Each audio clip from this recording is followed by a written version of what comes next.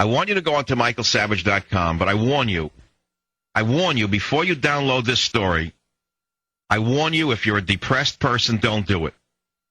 If you're an angry person who thinks he's going to go off like a rocket or go postal, don't read this story. Because it's going to get you so crazy that you're liable to commit some violence, and I don't want you to do it. Violence only begets more violence. Racially charged murder trials getting scant national press. It's on michaelsavage.com.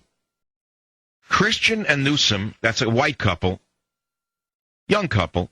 They were out on a dinner date in Knoxville, Tennessee. Nice kids next door. Carjacked, kidnapped, tortured, raped, murdered, set on fire by a group of blacks. According to published news reports, the two were tortured at length while they were alive in each other's presence. They were then strangled and shot. I don't think I can even read this now. I don't know whether to cry or scream. Newsom's mutilated and burned remains were found along a railroad track the following day. 2 days later, Christian's battered and burned body was found in a trash bin. The suspects were quickly arrested and charged with carjacking, kidnapping, rape, premeditated murder, theft, and robbery. It's a gigantic story. Not covered. Wolf Blitzer, that empty piece of garbage. Wolf Blitzer, that thing that should never... I can get myself in real trouble right now if I actually told you what I think of these people. So I'll go on with the story. They're talking about the fact that the Associated Press wire stories on the killing were carried by Knoxville news outlets, CBS News and Fox News, but other major media wouldn't touch it at all. Search of the Nexus database found that the May 8th story on this website, aside from this one, no other major media outlets have reported the case. ABC, CBS, NBC, CNN, and the New York Times would not return calls. They wouldn't cover it. However, conservative talk host Michael Savage said on his May 9 radio program that the Knoxville situation got me sick. So they called up a professor of journalism, don't you know, by the name of Robert Zelnick. And he's at Boston University. Probably dresses correctly, Mr. Zelnick. Oh, yeah, dresses British. Knows how to make a tie. Knows how to smile at a cocktail party with politicians, Mr. Zelnick. Moved himself up from the needle trades in 1-2 generations.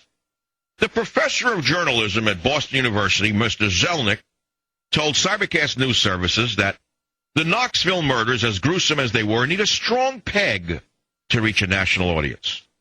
He said racism would certainly be one. Celebrity involvement would be another. But the coincidence of white victims and black perpetrators doesn't pass muster, though the coincidence of white perpetrators and black victims might, because of its relative infrequency. And so there it is. So Zelnick says the reason it hasn't been picked up is because it's not sexy. After all, she's just a white girl and he's a white boy, and they're just black guys who, well, they just did them, that's all. Not only they do them, they did them in a way that you wouldn't even see in Iraq.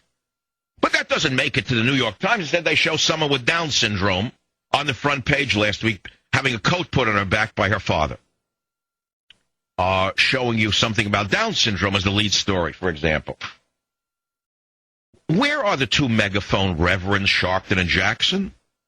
I would think that raping, mutilating, torturing, and setting people afire is worse than a radio insult, and yet the good reverends are nowhere to be found. Isn't that interesting?